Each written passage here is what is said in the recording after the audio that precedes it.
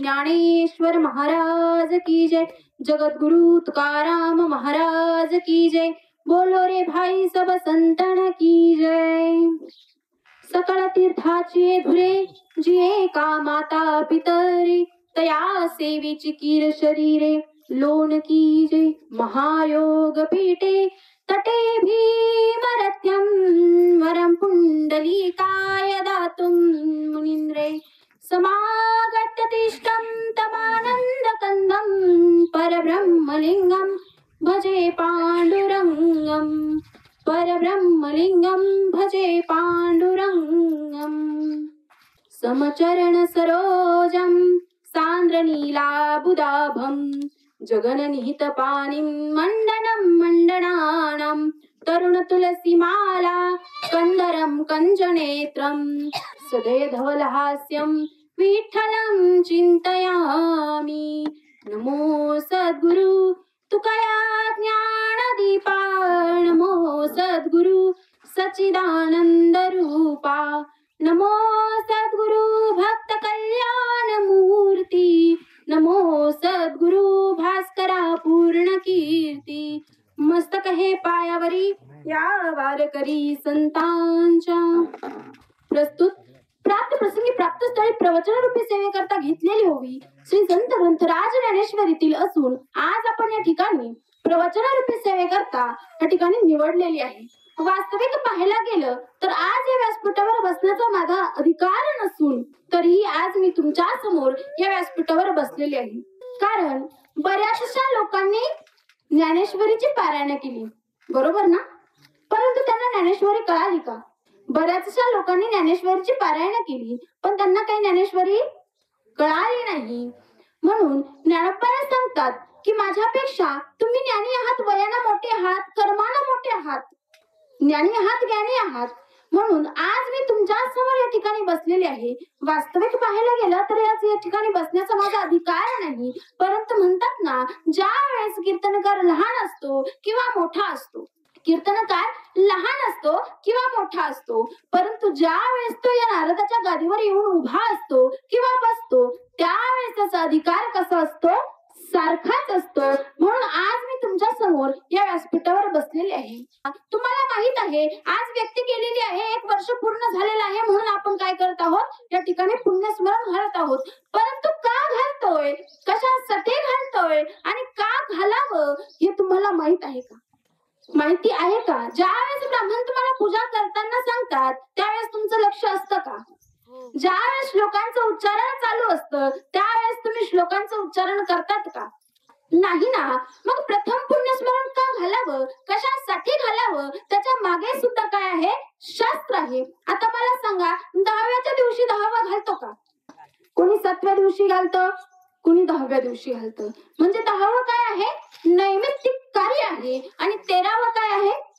13वं कधी 12व्या दिवशी घालताना बघितले का? 13वं हे 13व्याच्या दिवशीच घातलं जातं, कारण 13वं आणि वर्ष श्राद्ध हे काय आहे? हे शास्त्र आहे। 10वं मागा पुढे करता येतं, कारण 10वं नैमित्तिक कार्य आहे, त्याला शास्त्र नाही।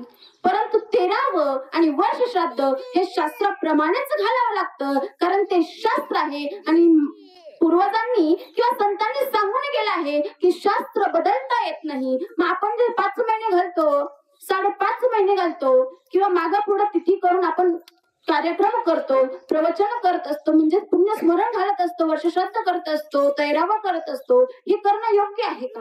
5.5 महिने घालतो, हे योग्य आहे का? अहो, ज्या तिथीला ज्या व्यक्तीने देह ठेवला, ज्या तिथीला ज्या व्यक्तीने देह ठेवला त्याच तिथीला त्याच दिवशी आपण वर्षश्राद्ध घातलं गेलं पाहिजे, हे शास्त्र आहे। आणि 13व्याच्या दिवशी, आता तुम्ही मला सांगा, 13वा बदलता येतं का? नाही। 10व्याच्या दिवशी 10वा घालावं, कारण 10 दिवसात त्या व्यक्तीचा त्या ठिकाणी प्रवासाला जाण्यासाठी काय होत असतं? शरीर तयार होत असतं। आणि तुम्ही 7व्या दिवशीच 10वं करून मोकळ होता, मग ते पुढे जाऊच देते नाही त्या व्यक्तीला, पुढच्या प्रवासाला आडवे येता। मग कसं काय तो व्यक्ती पुढे जाईल? तो तुमच्या कर्मावर, त्याचं कर्म तुमच्या डोक्यावरतीच बसून राहील ना। मग ज्या वेळेस तुम्ही 13व्याच्या दिवशी 13वा घालता त्यावेळेस ते काय होतं? प्रवास करायला पुढे मोकळे होत असतात. आता मला सांगा, आपण सर्व 10वे 13वे घालतो, पण याच्या मागचं शास्त्र तुम्हाला कोणी सांगितलं का की 13वा का घालतो? त्याच्या मागं शास्त्र आहे. कारण व्यक्ती जन्माला येतो हे सर्वांनाच माहित आहे, पण जन्माबरोबर त्याच्या सोबत काय येत असतं तर 16 संस्कार येत असतात. काय येतात? 16 संस्कार येत असतात. आता मला सांगा, 16चे 16 संस्कार आपल्यावर होतात का? नाही. किती संस्कार आपल्यावर होतात जन्माला आल्यावर? 2. आपल्यावरती 3 संस्कार होतात. किती होतात? 16 असतात, बरोबर? 3च संस्कार आपल्यावर होतात, 2 होत नाही. 3 म्हणजे कोणते? जन्माला आल्याबरोबर आपल्याला काय प्राप्त होतं? नाव प्राप्त होतं. म्हणजे कोणता झाला? नामकरण 16 झाला, म्हणजे नामाचा संस्कार आपल्यावर घडला गेला. दुसरा कोणता होतो? जे सगळेच करायला उतावळे होतात, तो आहे लग्न 16, म्हणजेच लग्नाचा संस्कार आपल्यावर होत असतो. आणि तिसरा कोणता?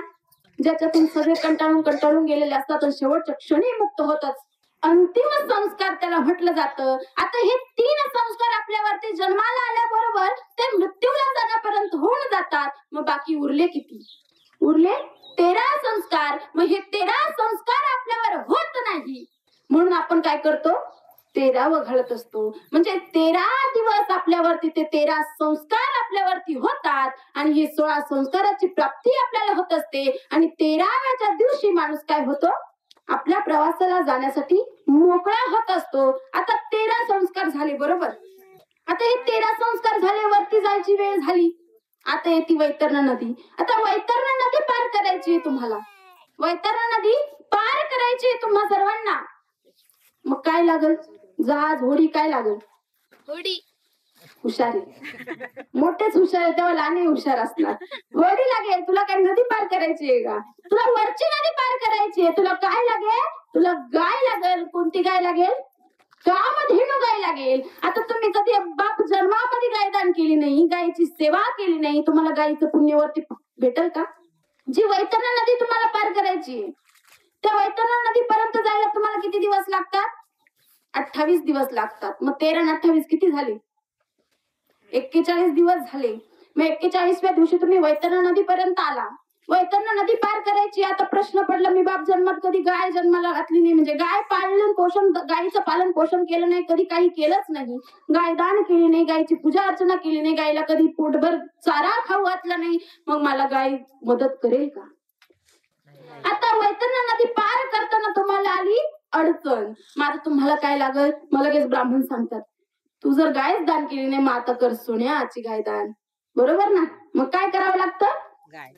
सोन्याची गाय दान करावं लागते, चांदीची गाय दान करावं लागते. पण जिवंतपणी जर तुम्ही गाय दान केली असती, गायीची पूजा केली असती, गायीचा सांभाळ केला असता, तर तुम्हाला वरती गायदानाचं पुण्य कमी पडलं नसतं. पण वैतरणा नदी पार करायची, ती नद्यांची खाण आहे. वैतरणा नदी काय आहे? साधी सोपी नदी नाही, नद्यांची खाण असलेली वैतरणा नदी तुम्हाला पार करायची. पण तिथं लागते कामधेनू गाय, आणि ती कामधेनू गाय त्याच व्यक्तीला मदत करते जिच्याकडे गायदानाचं काय आहे? पुण्य आहे. अशाच व्यक्तीला ती कामधेनू गाय काय आहे? ती मदत करत असते, ती वैतरणा नदी पार करण्यासाठी. आता वैतरणा नदी पार करायची म्हटली तर किती दिवस लागतील? 59 दिवस लागतात. आता किती झाले? झाले का 100? मग 100 दिवस लागतात. मग नंतरून तुमचं काय होतं? वैतरणा नदी पार केल्यानंतर येतात चित्रगुप्त आणि यमधर्म. आता यांच्याकडे जाता जाता तुम्हाला काय होतं? 265 दिवस लागतात. किती? या 265 दिवसांमध्ये तुमचा न्याय निवाडा होतो, तुमच्या पुण्यांची गणना होती. आणि आजच्या दिवशी काय होतं? तुमचा न्याय निवाडा होत असतो वर्ष श्राद्धाच्या दिवशी, म्हणजे 365 पूर्ण झाले. आणि मग काय होतं? न्याय निवाडा करण्याचा दिवस येतो, म्हणजे आजचा पुण्यांचा दिवस येतो. म्हणजे तुमच्या पुण्यांची गणना केली जाते. तुमचं पुण्य आणि त्या व्यक्तीचं पुण्य यांचं काय होतं? बेरीज होती. आणि तिथं काय होतं? पुण्यांचं स्मरण केलं जातं. म्हणून आज आपण काय करतो? पुण्य आत्म्याचं स्मरण करत असतो. म्हणून आजचं प्रथम पुण्य स्मरण आपण घालत असतो. ज्यावेळेस प्रभू रामचंद्रांचे वडील वारले होते, त्यावेळेस त्यांना कळालं आपले वडील गेले. म्हणून आमच्या रामचंद्रांनी काय केलं? प्रभू श्रीरामांनी काय केलं? पिंड तयार केलं, की आता पुत्रानं पिताचं कर्म आहे, पुत्रानं पित्यासाठी पिंडदान करणं ही शास्त्र आहे. मग आमच्या प्रभू रामचंद्राने काय केलं होतं, पिंडदान करायचं ठरवलं. मग पिंडदान नदीच्या काठी गेले, पिंडदान केलं, पिंड बनवला. व सीता मातेच्या हातात दिला. सीता मातेने हात पुढे केले, तो पिंड हातात घेतला आणि फुलं आणण्यासाठी गेले. तिथं कुठं फुलं भेटना म्हणून थोडे दूर गेले आणि सीता मातेला सांगितलं, सीते इथे थांब, हा पिंड असा घे, मी जातो आणि फुलं घेऊन येतो. आता जगाचं मालक आहे, जगाला चालवणार आहे, त्याला फुलं भेटत नव्हते का? पण कारण होतं ना, कारण मध्यान्ह व्हायला वेळ होती, कारण होतं. फुलं आणण्यासाठी गेले, लांब पर्यंत गेले, पण फुलं काय भेटले नाही. पण इकडं सीता मातेच्या कानी ऐकू आलं, आकाशवाणी झाली. दशरथ राजाचा हात समोर आला, सीते माझा पिंड लवकर मला दे आणि मला यातून मोकळं कर, वेळ झालेली आहे. वरती सूर्य मध्याने आला आहे, एक काम कर, वेळ झालेली आहे ना, मग माझं पिंड मला दे आणि मला मोकळा कर. माझ्या मुलानं जो माझ्यासाठी पिंड दिला आहे तो लवकर माझ्या हातात दे आणि मला जायला मार्ग मोकळा कर. मग तो पिंड सीता मातेनं दिला. सीता मातेनं पिंड हातात दिला आणि लगेच दशरथ राजा मोकळे झाले, म्हणजे तिथून दिसणं बंद झाले. पण आता तिकडून रामचंद्र आले. प्रभू रामचंद्र आल्यानंतर सीतेला विचारलं, पिंड कुठं आहे, पिंड कुठं आहे? त्यावेळेस सीता मातेनं सांगितलं की अशी अशी आकाशवाणी झाली, दशरथ राजाचा आवाज आला. दशरथ राजांनी हात पुढे केला आणि त्यांच्या हातात पिंड देऊन टाकलं. का तर वेळ झाला होता, मध्यानी सूर्य वरती आला होता आणि पिंडदानाची वेळ झालेली होती, म्हणून मी तो पिंड त्यांच्या हातामध्ये देऊन टाकला. आता प्रभू रामचंद्रांना राग आला, कारण तिथे तो मुलगा होता आणि बापाचं हृदयामध्ये प्रेम त्यांच्या ओतू येत होतं. आणि प्रभू रामचंद्र कधी रागावले नव्हते. रावणाला मारताना कधी राग भरले नाही, कुंभकर्णाला मारताना कधी राग भरले नाही, परंतु या ठिकाणी राग आला. सीतेवरती अविश्वास दाखवला की याचं प्रमाण काय, की आकाशवाणी झाली होती आणि दशरथ राजा स्वतः म्हणाले की मला पिंड दे, वेळ झाला होता, मध्यान्हाची वेळ होती. याचं प्रमाण कोण आहे, याचा साक्षीदार कोण आहे? त्यावेळेस सीता मातेनं सांगितलं, तुम्ही माझ्यावर अविश्वास दाखवताय काय? त्यावेळेस प्रभू रामचंद्रांनी सांगितलं, मी तुझ्यावर विश्वास दाखवत नाही, अविश्वास दाखवत नाही, पण मला जाणून घ्यायचंय की या घटनेला साक्षीदार कोण आहे. त्यावेळेस पार्वती मातेने सांगितलं, ठीक आहे, मी तुम्हाला साक्षीदार देते. ही नदी आहे, ही खळखळ वाहणारी जी नदी आहे, ही साक्षीदार आहे. ही सांगेल तुम्हाला की मी सत्य बोलते.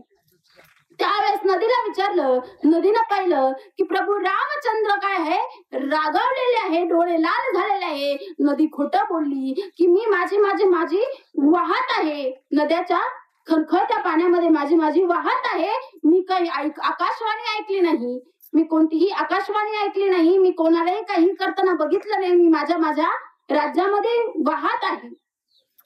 त्यावेळेस सीता मातेनं नदीला श्राप दिला, तू खोटा बोलतीये, तू वरून वाहण्याच्या लायकीची नाही, तू वरून वाहण्याच्या लायकीची नाही, म्हणून नदी म्हणते तू उलटीच व्हा. नंतर प्रभू रामचंद्रांचा राग अजून वाढला. प्रभू रामचंद्र म्हणाले, आता हा साक्षीदार तर खोटा ठरला. नंतर मग येते कपिला गाय. तिथं गाय होती. मग प्रभू माझ्याकडे अजून एक साक्षीदार आहे, मग गेले गायीकडे गेले. गायीला विचारलं की तू तरी बाई आता खरं बोल, आणि या ठिकाणी ही घटना झालेली आहे हे तू प्रभूंना सांग. अशी आकाशवाणी झाली. गायी पण पलटली, गायी पण खोटं बोलली. गायी म्हणाली, मी तर चारा खात होते, मी माझ्या याच्यात नादात होते, मी काही आकाशवाणी ऐकली नाही. अगं काहीतरी ऐकलं असेल ना, एवढी मोठी आकाशवाणी झाली, मग काहीतरी ऐकलं असशील ना. मग त्यावेळेस गायी सुद्धा खोटा बोलली. मग आता सीता मातेला राग आला आणि गायीला श्राप दिला, ज्या तोंडाने तू खोटं बोलली ना, त्या तोंडाचं तुझं दर्शन घेणार नाही. म्हणून आपण काय करतो, गायीच्या मागून दर्शन घेतो, बरोबर ना? का तोंडाचं घेतो, मागूनच दर्शन घेतो ना. मग आता दोन्ही साक्षीदार खोटे ठरले. मग आता परत सीता माता म्हणाली, ठीक आहे, माझ्याकडे अजून एक साक्षीदार आहे, म्हणजे तो वटवृक्ष होता. वटवृक्षाकडे गेली. आता वटवृक्ष काही बोलत नाही, कारण देवाने तसं बनवलंच आहे. वटवृक्ष काही बोलत नाही, पण सीता मातेनं आदेश दिला, शपथ घातली की तू तरी बाबा आता खरं बोल. सीता मातेला सांगितलं, ठीक आहे देवा, तू जरी मला बोलण्याचं वरदान दिलेलं आहे की झाडानं कधीही बोलू नये, झाडानं कधी बोललं गेलं नाही पाहिजे, पण मला आज तुझी काय मोडावं लागेल. तुझं शस्त्र बदलावं लागेल. या ठिकाणी मला बदलावं लागेल, कारण माझ्या आईनं मला शपथ घातली आहे, सीता मातेला मला तुमच्या रागाच्या क्रोधातून वाचवायचं आहे, म्हणून मला आज बोलावं लागेल. त्यावेळेस त्या झाडानं, त्या वटवृक्षानं सांगितलं की ज्या वेळेस तुम्ही फुलं आणण्यासाठी गेले होते त्यावेळेस तिकडून आकाशवाणी झाली, मध्यानाची वेळ झालेली होती आणि वेळ होऊन गेलेली होती, म्हणून प्रभूंनी म्हणजे दशरथ राजांनी सीतेला सांगितलं की सीते, वेळ झालेली आहे, माझ्या मुलानं जो पिंड माझ्यासाठी बनवला आहे तो मला परत दे आणि माझ्या मार्गाला जाऊ दे. म्हणून सीता मातेला तो पिंड दशरथ राजाच्या हाताखाली दिला, याचा मी साक्षीदार आहे. म्हणून सीता मातेनं त्या वृक्षाला आशीर्वाद दिला, उशाप दिला की आज तू माझ्यासाठी बोलला, मला रामाच्या क्रोधापासून वाचवलं, प्रभू श्री रामाच्या क्रोधापासून वाचवलं. आज मग झाडाला, त्या वटवृक्षाला वरदान दिलं की आज जर या ठिकाणी येऊन जर एखादी व्यक्ती तुझ्या समोर पिंडदान करते तर त्या व्यक्तीला मोक्ष प्राप्त होईल, लगेच तिचं पिंड ग्रहण केला जाईल. या झाडाची पानं कधी सुकणार नाही, तुझ्या झाडाची पानं काय होणार आहे, कधी सुकणार नाही, म्हणून त्या झाडाची पानं कधी सुकत नाही. जाऊ ना बघा. म्हणून आपण पिंडदान करणं गरजेचं असतं. वर्षश्राद्ध म्हणजे काही नैमित्तिक कार्य नाही जे आपण बदलावं किंवा 5.5 महिन्यांनी घालावं किंवा 13व्या दिवशी 12व, 12व्या दिवशी 13व असं करून चालत नाही. म्हणून ज्या त्या तिथीनं, ज्या त्या तिथीला ते झालंच पाहिजे, कारण शास्त्र कधी बदलता येत नाही. म्हणून आपण शास्त्राला धरूनच चाललं पाहिजे, बोललं पाहिजे, गेलं पाहिजे. म्हणून आज आपण या ठिकाणी काय करतो, त्या पुण्यात्माचं स्मरण करून आपलं पुण्य आणि त्यांचं पुण्य या ठिकाणी आपण काय करत असतो, त्या आत्म्याचं स्मरण करून पुण्य स्मरण आपण या ठिकाणी साजरा करत असतो. आता भाग झाला दुसरा, आता सगळं साजरं करतो आपण, ठीक आहे. आता भाग झाला दुसरा, हा भाग झाला दुसरा. आता मला सांगा, आपण या ठिकाणी जो काही आटापिटा करतो, रडतो, गागतो, बोलतो, वागतो, याचा त्यांना काही फायदा असतो का? ज्या ठिकाणी तुम्ही खाली एवढा आरडाओरडा करताय, त्यांच्या वाचून एवढा आरडाओरडा करताय, त्यांना काही फायदा असतो का? मग त्यांनी जे आपल्यासाठी करून ठेवलं, त्यांनी जे आपल्यासाठी कार्य केलं, त्यासाठी आपण त्यांना धन्यवाद देतो, एक कृतज्ञता व्यक्त करत असतो. म्हणून आपण त्यांच्यासाठी काय करत असतो, या ठिकाणी पिंडदान करत असतो, अन्नदान करत असतो. का तर याच्या मागेही आपला काय असतो, स्वार्थ असतो. कारण आपल्याला पितृदोष लागू नये म्हणून आपण काय करत असतो, पिंडदान करत असतो, ब्राह्मणोक्त मंत्र उच्चारण करत असतो. पण का त्यांच्यासाठी करतो का? नाही ना. आमच्या लग्नामध्ये काही अडथळे येऊ नये, आमचं लग्न जमावं, आमच्या लग्नाला काही प्रॉब्लेम येऊ नये, आमच्या घरादारात कोणत्याही पित्राचा दोष लागू नये म्हणून आपण काय करत असतो, पितृदोषातून मुक्त होण्यासाठी पिंडदान करत असतो. मग ज्या व्यक्तीच्या नावानं तुम्ही रडताय, ज्या व्यक्तीच्या नावानं तुम्ही गाताय, एवढा तो व्यक्ती तुम्हाला प्रिय होता, मग तीच व्यक्ती गेल्यानंतर घर का बरं धुत तो? एवढा मोठ्यानं ओरडू सांगतात की लय पुण्यवान होता, लय प्रतापी होता, लय चांगला होता, मग ती व्यक्ती गेल्यानंतर तुम्ही घर का बरं धुता? राहू द्यायचं ना घरात थोडं पुण्य, का बरं धुवून टाकता? धुवून टाकतात. मग त्याच व्यक्तीच्या नावानं तुम्ही रडतात, म्हणजे किती भारी आहे. समोर असला की शिव्या द्या, मागं असला का पुण्यवान म्हणा. एवढे आपण हुशार आहोत. मग सर्व काही आटापिटा करतो, हा आटापिटा करतो का त्यांच्यासाठी करतो का? नाही, आपण आपल्यासाठी करतो, कारण आपल्याला कोणत्याही प्रकारचा दोष लागू नये, आपल्याला कोणताही पित्र दोष लागू नये म्हणून आम्ही काय करत असतो, या ठिकाणी पिंडदान करतो. आता पिंडदान करताना काय करत असतो, तीळ सोडत असतो, बरोबर ना? काही लोकांना खूप त्रास आहे हो, कोणाच्या पोटात दुखल, कोणाच्या डोक्यात दुखल, कोणाला चक्कर येतील, कोणाच्या अंगात येईल, कोणाचं काय तर कोणाचं काय, म्हणे वर्ष श्राद्धाचं खाल्लं मला लय त्रास होतो, बरोबर ना? बरोबर ना? ही कोणी भरवलं यांच्यात काय माहिती, देव जाणे. अहो त्याच्या मागे सुद्धा शास्त्र आहे. अहो ज्या वेळेस आपण काय करतो, पिंडदान करतो, बरोबर, तीळ सोडतो पाण्यामध्ये, बरोबर ना? त्या पिंडावरती तीळ सोडतो ना? मग ते तीळ कोणत्या रंगाचे असतात? काळ्या रंगाचे असतात. पण मग तो धर्म आहे ते आपल्या हाताला शिवून गेलेले असतात. आपण हाताने सोडतो ना ते. म्हणून आपल्याला काय 11.5 महिने म्हणजे वर्षश्राद्ध होईपर्यंत आपण कुणाच्या घरी खायचं नाही, कुणाच्या वर्षश्राद्धात खायचं नाही, बरोबर ना? पण ज्या वेळेस 12व्या महिना लागतो त्यावेळेस जर कोणाचं वर्षश्राद्ध असेल, कोणाचं काही असेल, तर त्या दुःखामध्ये गेल्यानंतर तुम्हाला खावंच लागेल. त्या ठिकाणाहून उपाशी येऊ नये. कारण जर तुम्ही उपाशी आले तर त्यांचं कर्म तुम्हाला येत असतं. म्हणजे कोणत्याही योनीला येऊ द्या, कोणत्याही योनीला. आता तुम्ही म्हणशा व्यक्ती गेल्यानंतर पुनर्जन्माची भावना तुमच्या मनामध्ये असते, बरोबर ना? की व्यक्ती गेला की लगेच आपल्याला पुनर्जन्म भेटत असतो. आता तुम्हाला माहिती असेल, बरोबर की नाही? तुम्ही ज्ञानी महाज्ञानी लोक, तुम्हाला सर्व माहित असतं, तुम्हाला सर्व शास्त्र ज्ञात असतं की कोण कुठं जन्माला आला, कोण कुठं मेला, कोण कोणाच्या जन्माला आला, कोण कोणाच्या पोटी गेला, बरोबर ना? कोणाच्या स्वप्नामध्ये येऊन लोक सांगतात, बरोबर ना? आम्ही या जन्माला आलोय, आम्ही त्या जन्माला आलोय, मी तुझा मुलगा होऊन येईल, मी तुझा पोरगा होऊन येईल, मी तुझा नातू होऊन येईल. लगेच बायांच्या स्वप्नामध्ये येतात. मला कळतच नाहीये स्वप्न कुठून येतात त्यांना. असं काही नसतं. व्यक्ती गेल्यानंतर व्यक्तीला कर्मानुसार जन्माची प्राप्ती होत असते. व्यक्तीचं कर्म जसं असेल तसं त्या योनीला, त्या व्यक्तीला जन्माची प्राप्ती होत असते. सगळ्यांशी लक्ष योनी फिरून जन्म आपल्याला कोणता भेटत असतो? हा मानव नरदेह भेटत असतो. जन्म नाही रे अनेक, तुका म्हणे माझी भाक. हा जन्म पुन्हा पुन्हा नाही. हा जन्म काय आहे? पुन्हा पुन्हा भेटत नाही. परंतु मेल्यानंतर लगेच लोक म्हणतात हा या जन्माला निघून जाईल. आता राग रंजित झालेल्या देहामध्ये पुन्हा आत्मा प्रवेश करेल का? नाही, करूच शकणार नाही. मग कसं काय व्यक्ती जन्माला येईल? लगेच जन्माला कसं काय येईल? आणि माणूसच होऊन येईल कसा काय? ज्यानं ढोरासारखं आचरण केलं आयुष्यभर, तो माणूस कधी माणूस होऊन येईल का? कधी चांगलं कर्म केलं नाही, तो कधी मानव देहाला प्राप्त होईल का? मग ज्याच्या त्याच्या कर्मानुसार जो तो व्यक्ती काय करत असतो? जन्म प्राप्त करत असतो. म्हणून व्यक्ती गेल्यानंतर आपण लगेच पीठ ठेवतो, बरोबर की नाही? दिवा लावतो, समय लावतो ना. व्यक्ती गेल्यानंतर त्याच्या डोक्यापाशी काहीतरी समय वगैरे लावतात. मग त्याची वात कशी असली पाहिजे? काळी असली पाहिजे. वात कशी? काळी असली पाहिजे.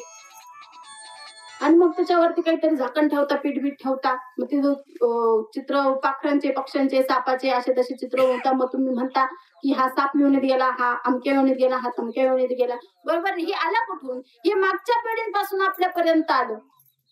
की आपलं सर्वांचं म्हणणं होतं, बरोबर की नाही? मग कुठून आलं? तर प्रत्येक गोष्टीला शास्त्राने पद्धतीने, शास्त्र पद्धत वापरूनच बोललं पाहिजे, शास्त्रच केलं पाहिजे. मग 10व्याच्या दिवशी 10व, 13व्याच्या दिवशी 13व, आणि वर्ष श्राद्ध कंप्लीट झालं. वर्ष श्राद्धाच्या दिवशी वर्ष श्राद्धच केलं पाहिजे. नको त्या भांगाडी करू नये. म्हणून मग तुम्हाला काय लागतं? पितृदोष लागत असतो.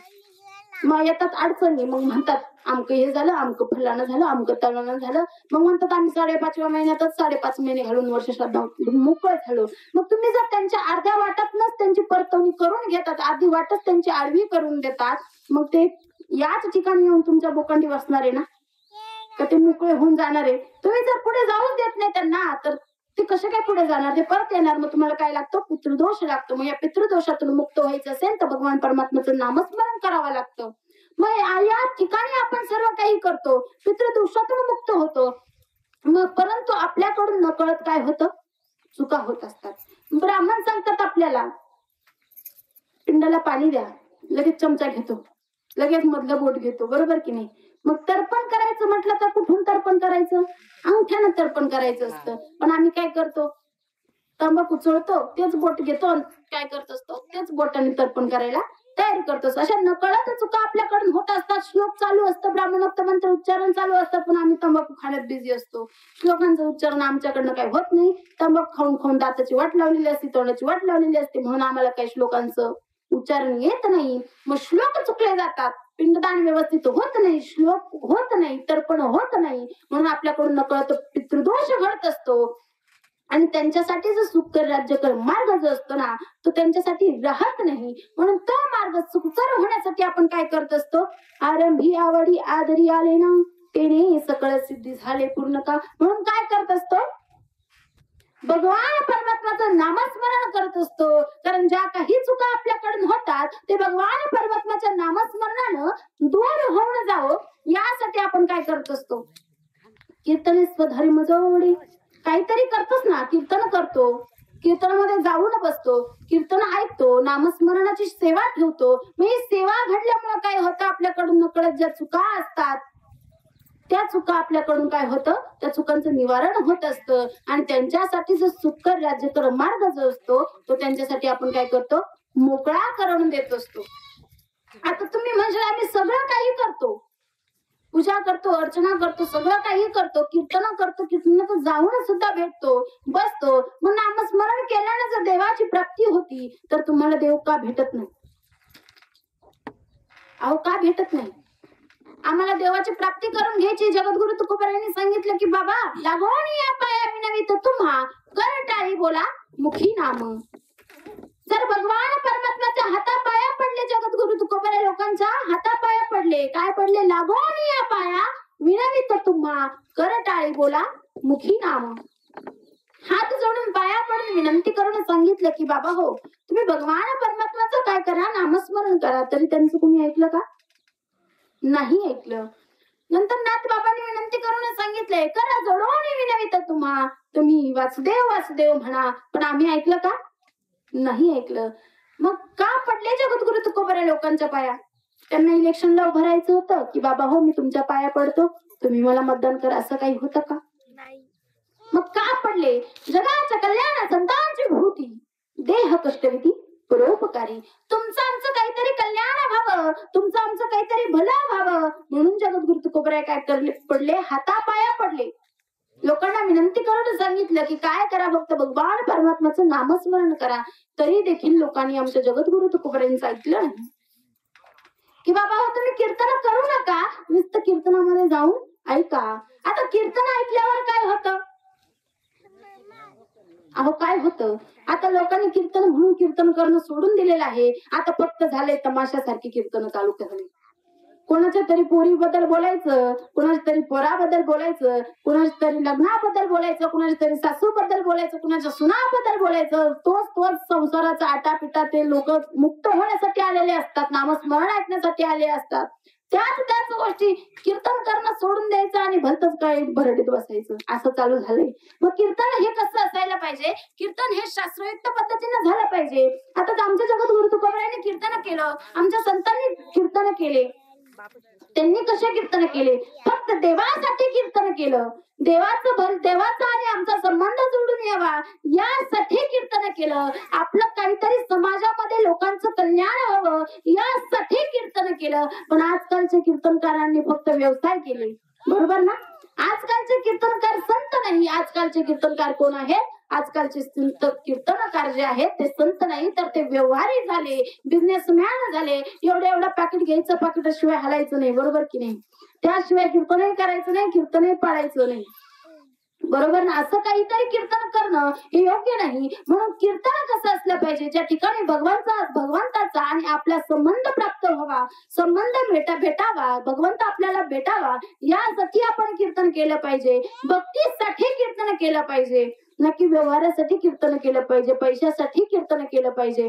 या ठिकाणी काय व्हावं, भगवान परमात्म्याची आणि आमची साथ भेटावी, म्हणजे जीव आणि शिव हे एकत्र यावे यासाठी कीर्तन केलं पाहिजे. या संसार दुःखातून मुक्त होण्यासाठी कीर्तनाची आवश्यकता आहे, ना की लोकांच्या मनोरंजनासाठी केलेलं कीर्तन हे कीर्तन नाही. मग प्रत्येकाच्या मनानुसार करायचं म्हटलं, आता या आजीला वाटल मला रडायला आवडतं, माझं अंतकरण लय भरून आले म्हणून तू काय कर, रडणारं कीर्तन कर.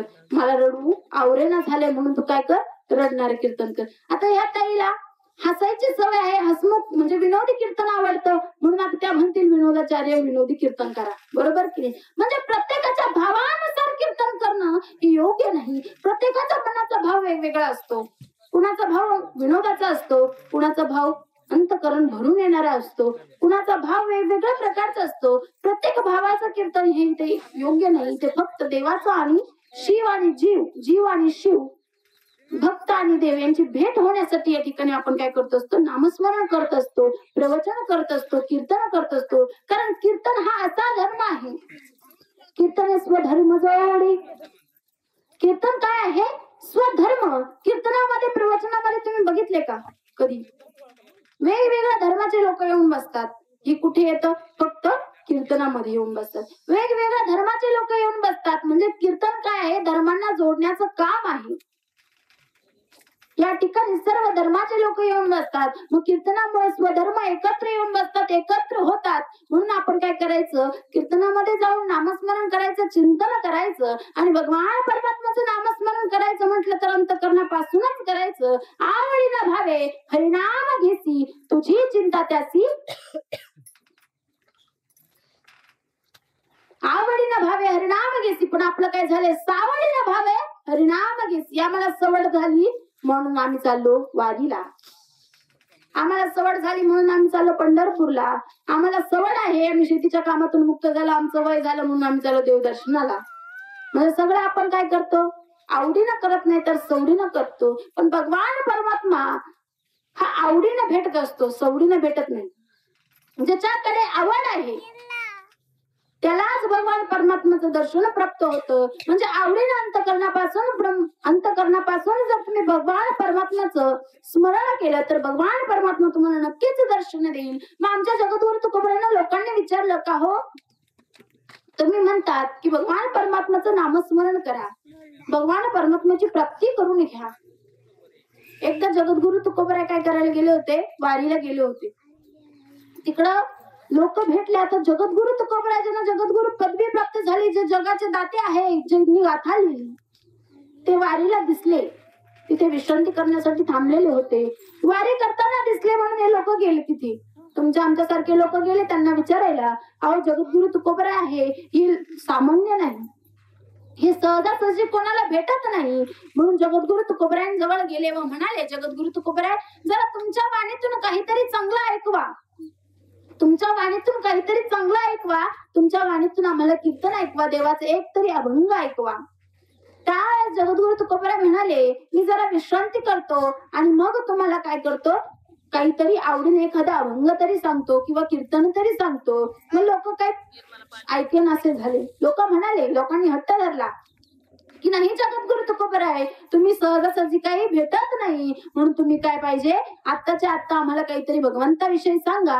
मग जगद्गुरु तुकोबारायांनी त्यांना सांगितलं, का रे, का हो लोकांनो, आजपर्यंत मी तुम्हाला सांगत होतो, हात जोडून पाया पडून सांगत होतो, अहो डोक्यावरती टोपली घेऊन, त्या टोपलीमध्ये देव घेऊन तुमच्या जवळ आलो होतो, तुम्हाला सांगायला आलो होतो, तुम्हाला देव घ्या कोणी, देव घ्या कोणी, असं म्हणत म्हणत मी तुमच्या जवळ आलो, तुम्हाला देव देत होतो, त्यावेळेस तुम्ही देव घेतले नाही. मग जगद्गुरु तुकोबारायांनी सांगितलं, मी जेव्हा म्हणत होतो, देव घ्या कोणी, देव घ्या कोणी, देव घ्या कोणी, देव घ्या कोणी, आयताला घर पुसूनी, आयताला घर पुसूनी, देव घ्या कोणी, देव घ्या कोणी, त्यावेळेस तुम्ही देव घेतले का?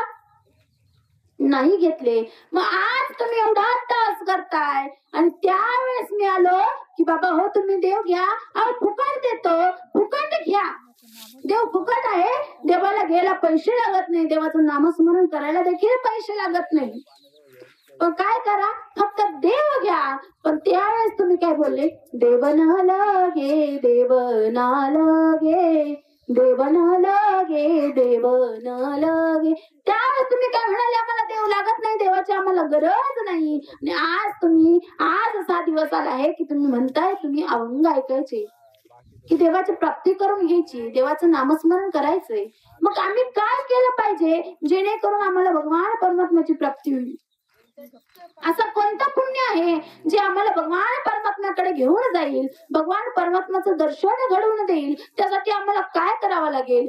मग आमच्या जगद्गुरु तुकोबारायांनी सांगितलं की या ठिकाणी तुम्हाला जे करावं लागेल ते काही नाही, फक्त ज्या ठिकाणी तुम्हाला जायचं आहे त्या ठिकाणी तुम्हाला जावं लागेल. म्हणजे तुम्हाला संतांच्या संगतीत जावं लागेल. आता तुम्ही मंदिरात जाता बरोबर, डायरेक्ट देवाची आणि तुमची भेट होती का? नाही ना, तिथे कोणीतरी असतो, पुजारी असतो, ब्राह्मण असतात, बरोबर की नाही? तसं देवाची आणि तुमच्यामध्ये कोण असतात? ते संत असतात. देवापर्यंत जाण्याचा मार्ग कोण दाखवतं? संत दाखवतात. म्हणजे आमच्या जगद्गुरु तुकोबांनी आधीच सांगितलंय, मार्ग दावून गेले आधी दयानिधी संत ते. म्हणजे आधीच मार्ग दाखवून गेलेले, फक्त आपल्याला काय करायचंय, त्या मार्गावरती चालायचंय. त्या मार्गावरती चालल्याबरोबर तुम्हाला संतांचं दर्शन होईल आणि संतांच्या संगतीमध्ये तुम्हाला काय होईल, देवाची प्राप्ती होईल. पण आता लोकांनी परत प्रश्न केला की जगद्गुरु तुकोबरा, तुम्ही तर म्हणतात बहु अवघड आहे संत भेटी, जर संतांची भेट होणं अवघड आहे, मग आता तुम्ही म्हणताय संतांना भेटा, कसं काय भेटायचं, कसं काय भेटतील आम्हाला संत? जर तुम्ही म्हटले बहु अवघड आहे संत भेटी, जर संतांची भेट होणं अवघड आहे, तर मग आम्ही संतांना भेटायचं तरी कुठून? ठीक आहे, मी म्हणतोय बहु अवघड आहे संत भेटी, आणि रिटर्न म्हणताय तुम्ही जर हरीची प्राप्ती करून घ्यायची असेल तर तुम्हाला कोण लागेल, संत लागतील. संतांच्या शरणागतीला तुम्हाला जावं लागेल, संतांच्या संगतीत तुम्हाला जावे लागेल. पण इकडे म्हणताय बहु अवघड आहे संत भेटी, आणि इकडे म्हणतात हरी प्राप्तीसी उपाय धरावे संतांचे ते पाय. जर हरीची प्राप्ती करून घ्यायची असेल तर संतांच्या शरणागतीला जावं लागेल, संतांचे पाय धरावे लागेल. असं कसं बोलताय, नेमकी आम्ही समजायचं तरी काय? आम्हाला संत नेमकी कुठे भेटतील हे तुम्ही सरळ सरळ सांगा. अहो, ज्या ठिकाणी भगवान परमात्म्याचा सप्ताह चालू असतो, ज्या ठिकाणी भगवान परमात्म्याचं नामस्मरण चालू असतं, ज्या ठिकाणी अखंड हरिनाम सप्ताह चालू असतो, त्या ठिकाणी संतांचं वास्तव्य असतं. आपल्यासारखेच दिसतात, आपल्यासारखेच बोलतात, आपल्यासारखेच वागतात, आपल्यासारखेच चालतात, पण त्यांना सामान्य म्हणता येत नाही, कारण संत सामान्य नसतात. मग संत चमत्कार करतात, ते संत का? मग संतांना चमत्कार येत नाही असं आहे का? असंही नाही. मग जे संत चमत्कार करतात तेच संत, आणि जे संत चमत्कार करत नाही ते संत नाही का? असं काही होतं का? नाही ना. मग आम्ही संतांना ओळखायचं तरी कसं? म्हणजे जगद्गुरु तुकोबरा म्हणतात, तुम्हाला संतांना ओळखायची गरज नाही, अहो तुमच्या आमच्या सारखेच दिसतात. ज्या ठिकाणी भगवान परमात्म्याचं नामस्मरण आहे, ज्या ठिकाणी भगवान परमात्म्याचा अखंड हरिनाम सप्ताह चालू आहे, त्याच ठिकाणी तुम्हाला संत भेटतील, जे सतत देवाचं चिंतन करत असतात, नामस्मरण करत असतात. ते संतांच्या शरणागतीला तुम्ही जा, आणि काय व्हा, तर संतांना शरण गेल्यानंतर तुम्हाला हरीची नक्कीच प्राप्ती होईल. म्हणून संतांना गुरु करा, संतांच्या मार्गदर्शनावर चाला, कारण मार्ग दावून गेले आधी दयानिधी संत.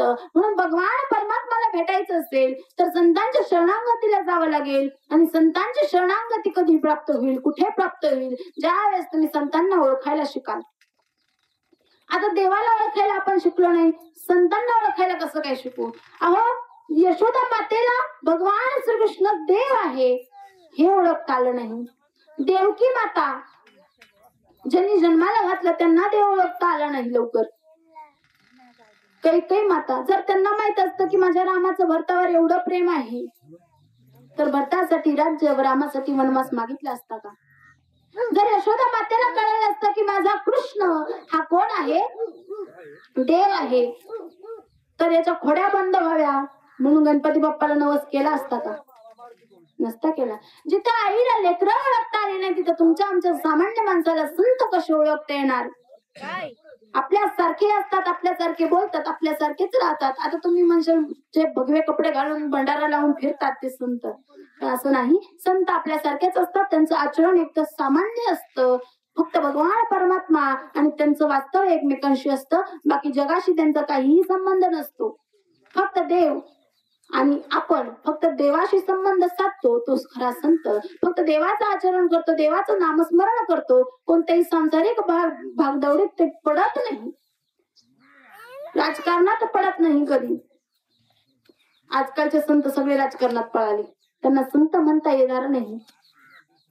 म्हणून काय करायचंय तर फक्त भगवान परमात्म्याचं नामस्मरण करायचंय, आवडीनं करायचंय, अंतःकरणापासून करायचंय. आता सगळेच लोक आवडीनं करतात म्हणून नाही, तर काही लोक फक्त सवडीनं करतात. घरातलं शेतीचं काम संपलं, चालले पंढरपूरला. आता सगळे पंढरपूरच्या वारीला जातात, पण खरंच वारीत चालतात का? अहो, चालतात का? नाही ना.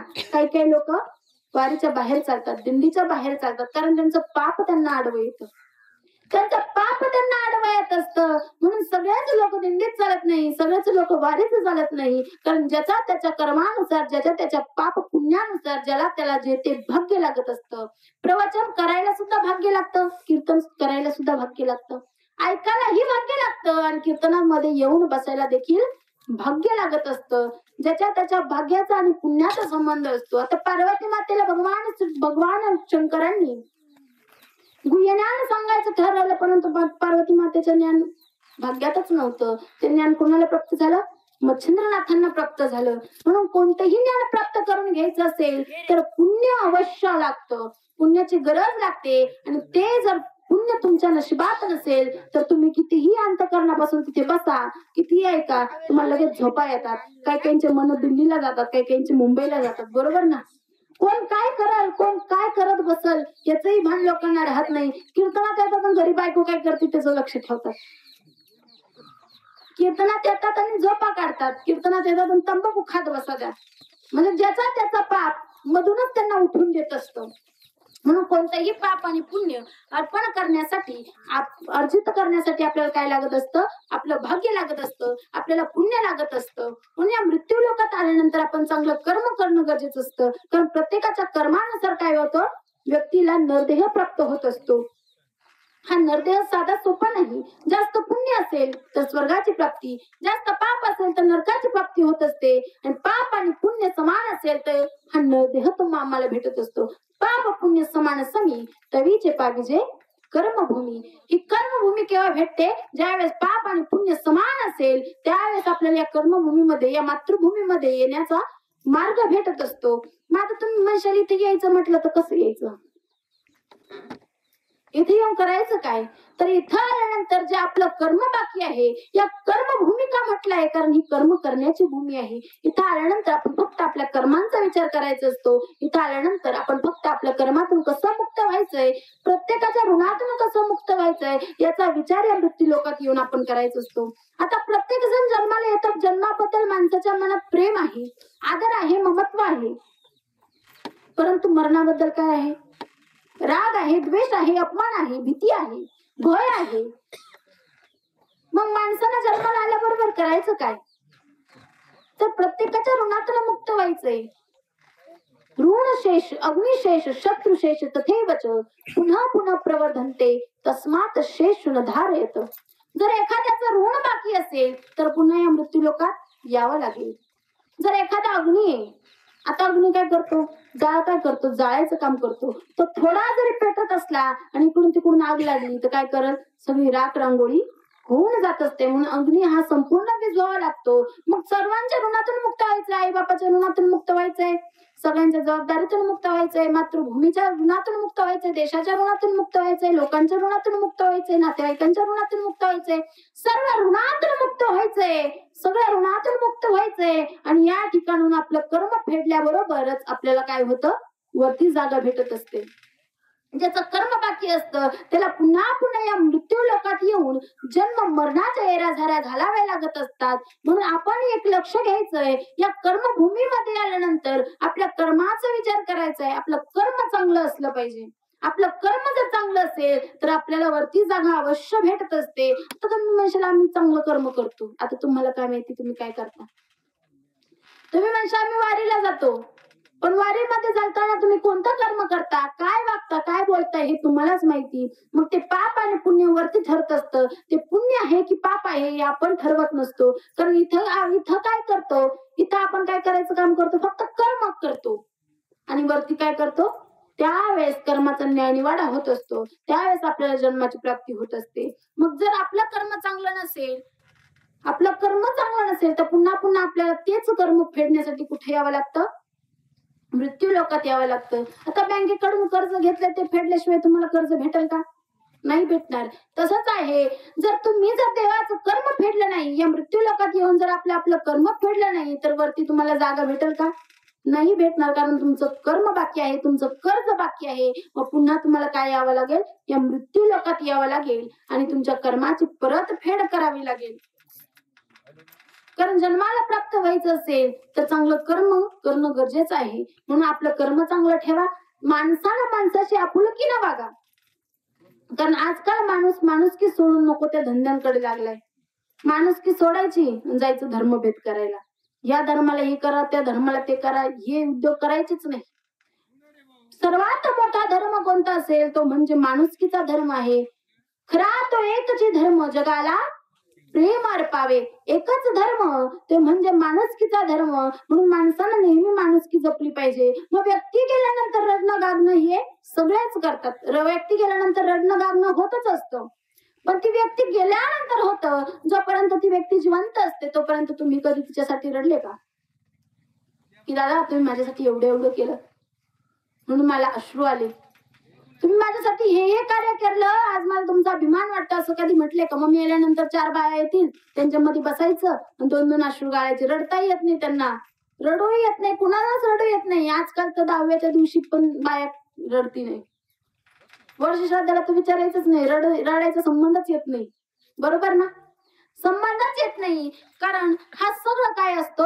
हा मोह असतो, ही माया असते. या मायातून मुक्त होऊन आपल्याला परब्रह्माकडे जायचं असतं. ज्यावेळेस तुम्ही या मायेतून मुक्त व्हाल त्यावेळेस आपल्याला परब्रह्माची प्राप्ती होत असते, देवाची प्राप्ती होत असते. मग ही मोह माया असते, हा नातांचा संबंध असतो, जो तुम्हाला आम्हाला वरती जाण्यासाठी म्हणजे भगवान परमात्म्याकडे जाण्यासाठी आडवा येत असतो. म्हणून आपण काय करायचंय? व्यक्ती गेल्यानंतर व्यक्तीविषयी चांगलं बोलायचं, पण जोपर्यंत ती व्यक्ती आपल्या जवळ आहे, जोपर्यंत व्यक्ती जवळ आहे तोपर्यंत तिला आदर सन्मान देत जा, आदराने बोलत जा, प्रेमाने बोलत जा. नाहीतर आपला हयच चालू, इकडं तोंड तिकडं पाठ. बरोबर ना? कधीही प्रेमाने वागा, कधीही चांगलं बोला, चांगलं वागा, चांगलं बोला. व्यक्ती गेल्यानंतर रडणं गागणं ओके, पण मग जोपर्यंत ती जिवंत आहे तोपर्यंत तिला जेवायला विचारा, तिला पाणी द्यायला शिका. नंतर सगळे लोक पाणी देतात, नंतर फोटोला जेव घालतात, 10-10, 12-12 पक्वानं बनवून खातात. 56 बनवते आता लोक, फक्त 5-6 बनवतात. बरोबर ना? फक्त 5-6 पक्वान फोटो जवळ नेऊन ठेवतात, तेही ते खाणार नाही. कारण देव जसा वासेचा भुकेला असतो तसा आत्म्यालाही भूक नसते, आत्मा ही वासेचाच भुकेला असतो. म्हणून तुम्ही कितीही फोटो जवळ नेऊन ठेवलं तरी तो काही व्यक्ती येऊन खाणार नाही.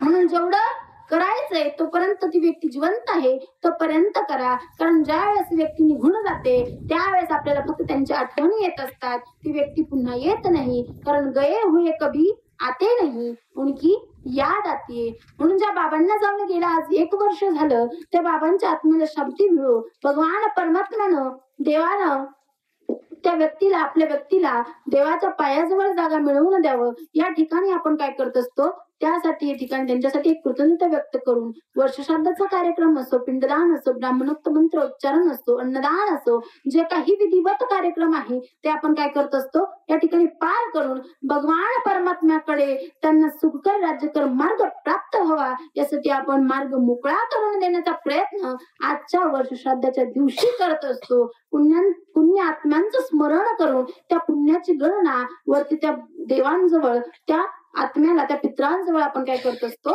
पाठवत असतो. मग आता तुमचं आमचं झालं तर हे जग काय मोहमायाच आहे, सगळे नाती मोहमाया आहे. कारण 4 दिवसाचं जग आहे. बरोबर ना? 4 दिवसाचं जग आहे आणि 4 दिवसाची नाती आहे. मेल्यानंतर तुम्हाला काही कोणी म्हणणार नाही की तू माझी आई होती, का तू आत्मा येऊन म्हणणार नाही की मी तुझी आई होते, मी तुझी बहीण होते, मी तुझी मुलगी होते. त्यावेळेस तुम्ही त्यांना विचारलं की आई तू माझी आई आहेस, त्यावेळेस ती काय म्हणेल? मला नाही माहिती तू माझा मुलगा आहे की नाही. आणि जरी असशील तर तू कोणत्या जन्मात माझा मुलगा होता, कोणत्या जन्मात मी तुझी बहीण होते, कोणत्या जन्मात मी तुझी आई होते, हे मला सांग. कारण मला काही माहित नाही, कारण आत्म्याला नात्यांचा संबंध नसतो. 4 दिन की प्रीत जगत की, 4 दिन के नाते है, पलकों के पर्दे गिरते ही सब नाते मिट जाते हैं. जिनकी चिंता में तू जलता, जिनकी चिंता में तू जलता, वही चिता जलाते हैं. बरोबर ना? ज्यांच्यासाठी आयुष्यभर तुम्ही चिंतित राहतात तेच शेवटच्या क्षणी तुम्हाला काय करतात? चितेत जातात, म्हणजे आगेत जातात. आणि एवढंच नाही, ज्या वेळेस स्वामीला आपण परमेश्वर म्हणून पूजतो तीच व्यक्ती आज घरातून मेली, म्हणजे निघून गेली, मृत्यूला देखील क्षणी पडली, त्यावेळेस आपण काय म्हणतो? आज माझ्या घरचा आधार गेला, आज माझे स्वामी गेले, आज माझे पती परमेश्वर गेले आहे, मला सोडून गेले आहे. परंतु त्याच वेळी आपण काय करतो? घर के स्वामी के जाने पर घर की शुद्धि कराते हैं. बरोबर ना? घर के स्वामी के जाने पर घर की शुद्धि कराते हैं. और पिंडदान कर प्रेतात्मा से अपना पिंड छुड़ाते हैं. पिंडदान करून काय करतो?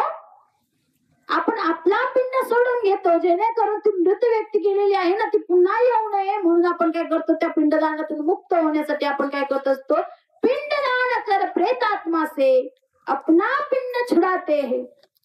ही खरी घटना आपल्या नात्यांची आहे. म्हणजे 4 दिवसासाठी आपण या जगामध्ये आलेलो आहोत, 4 दिवसासाठी आपण या नात्यांमध्ये अडकलेलो आहोत. म्हणून काय करायचं, भगवान परमात्म्याचं नामस्मरण करून आपल्या कर्मातून आपल्या नात्यातून सगळं मोहमायातून मुक्त होऊन काय केलं पाहिजे, फक्त भगवान परमात्म्याचं नामस्मरण करणं गरजेचं आहे. मग व्यक्ती गेल्यानंतर आता या नात्यांचा मोहात आपण अडकलेलो आहोत.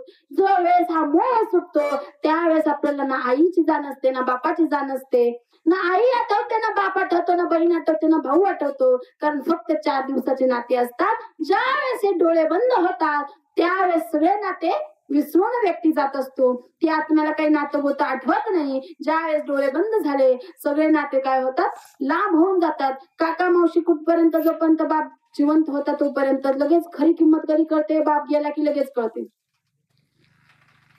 बहीणची किंमत कधी करते, भावाची किंमत कधी करते, ज्यावेळेस भावाचं लग्न होतं, घरी सून येते, वहिनी येते, त्यावेळेस आपल्याला काय कळतं, भावाची किंमत कळत असते. म्हणून ज्याच्या त्याच्या नात्याचा वेगवेगळा भाग आहे, वेगवेगळी रचना आहे. म्हणून जोपर्यंत आपण या मृत्यू लोकात आहे तोपर्यंत आपण मोहात अडकलेला आहे.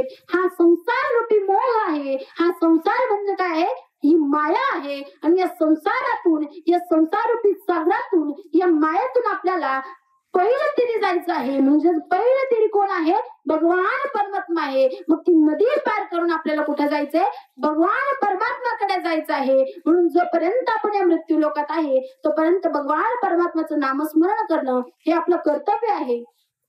आणि भगवान परमात्म्याचं नामस्मरण केलंच पाहिजे, पण आपलं कर्म देखील आपण फेडलं पाहिजे.